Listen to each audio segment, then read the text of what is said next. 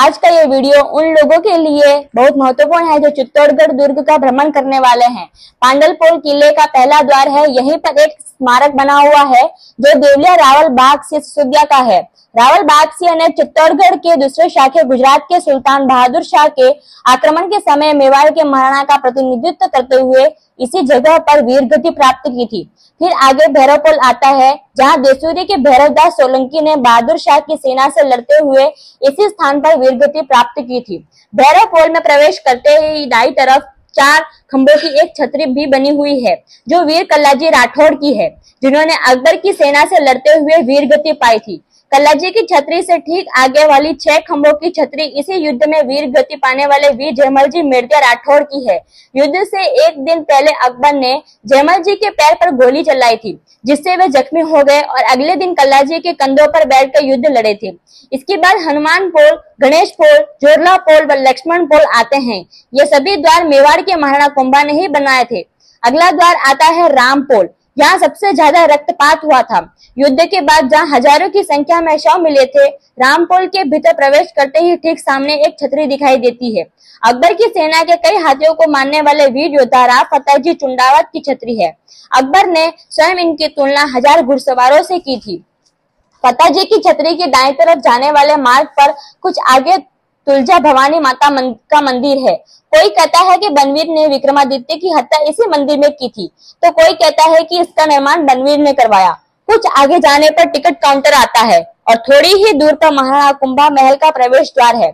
कुछ विद्वानों का मानना है कि चित्तौड़ का पहला जौहर इसी महल में हुआ था। कुंभा महल के प्रवेश द्वार पर ही एक छोटा सा मंदिर है जो कि भगवान देवनारायण जी का है। यह मंदिर महाराणा सांगा द्वारा बनवाया गया था।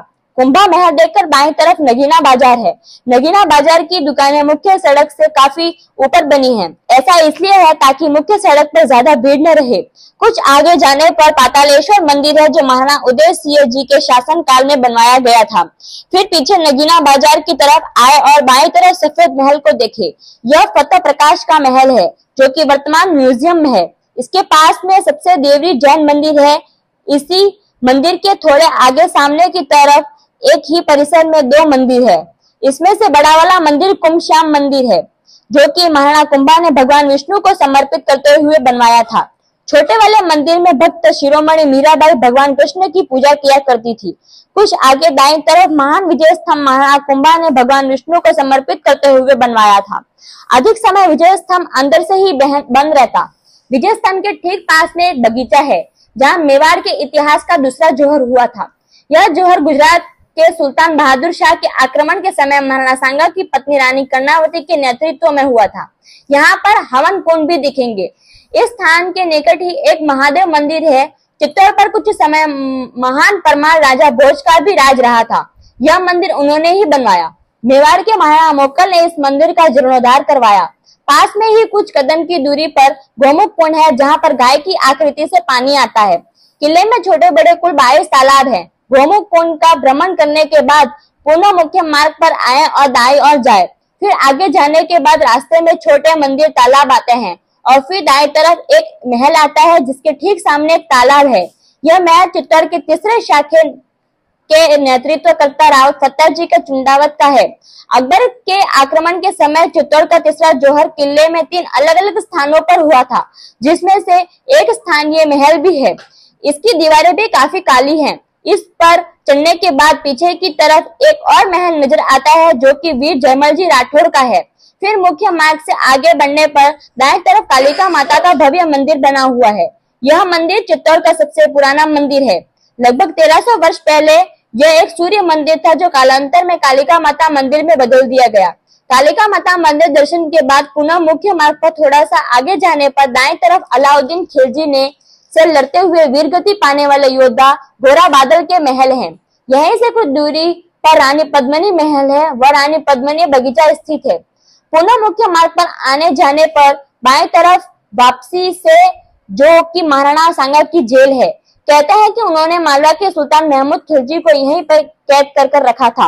वापसी से थोड़ा सा आगे ठीक दाएं तरफ नागचंद्रेश्वर मंदिर है, जहाँ से आगे जाने पर बाएं तरफ छोटा सा वैद्यनाथ महादेव मंदिर है जिसके ठीक पीछे एक तालाब है। कहा जाता है कि तालाब चंद्रगुप्त मौर्य ने बनवाया था। इसी तालाब के ठीक सामने की तरफ सनसेट पॉइंट है। यहाँ किले से इस पॉइंट पर बैठने से सारे शहर का नजारा दिखेगा। यहाँ मुख्य मार्ग से आगे जाते रहने पर दाईं तरफ एक मृग वन दिखाई देता है। कई बार इसके भीतर प्रवेश वर्जित होता है, अन्यथा इसके अंदर प्रवेश करके किले के अंतिम छोर तक पहुंचा जा सकता है, जहां से ठीक बाहर वह रेत का पहाड़ दिखाई देता है जो अकबर ने बनवाया था, ताकि पहाड़ी पर तोपें चढ़ाकर किले की दीवारें तोड़ी जा सके। इसे मोहर मंगरी कहते हैं, क्योंकि यह मंगरी बनाने वालों को राजपूतों को तीरों का सामना करना पड़ता था। इसलिए अकबर ने मजदूरों को एक टोकरी रेत के बदले एक मोहर देने का वादा किया। यदि आप ये रेत का मंगरा देखना चाहते हैं तो किले के भ्रमण के बाद किले से बाहर निकलकर आगे जाकर घटिया वाले रोड पर जाएं। किले में स्थित मृगवन से बाहर आने के बाद कुछ कदम की दूरी पर बाएं तरफ एक छोटी सी पहाड़ी पर एक कच्चा रास्ता दिखता है। इसी राजटीला कहा जाता है। पुराने समय में मेवाड़ के शासकों का राज तिलक इसी किले पर किया जाता था। पुनः मुख्य मार्ग पर आगे जाने पर बाएं तरफ एक कुंड दिखाई देगा, जिसका नाम भीमतल कुंड है। मुख्य मार्ग पर आगे जाने पर बाएं तरफ अद्भुतनाथ महादेव मंदिर है। यहाँ से मुख्य मार्ग से आगे जाने पर दाएं तरफ एक द्वार दिखेगा। यह सूरजपोल द्वार है। अकबर के आक्रमण के समय इस पे भी आक्रमण हुआ था। रावत शाही दास चुंडावत ने अपने एक लौते पुत्र सहित इसी द्वार पर वीरगति पाई थी। यहाँ ठीक आगे नीलकंठ महादेव मंदिर है। मुख्य मार्ग में आगे बढ़ने पर दाएं तरफ एक जैन मंदिर है। वह ठीक पास में जैन सृष्टि जिज्ञासा द्वारा बनवाया गया जैनों के प्रथम तीर्थंकर आदिनाथ जी को समर्पित कीर्ति स्तंभ है। कीर्ति स्तंभ के ठीक आधा किलोमीटर आगे जाने पर एक रास्ता बाएं और मुड़ता है, जो सीधे एक बस्ती में जाता है, जहाँ सिसोदिया की कुल देवी बायन माता का मंदिर है।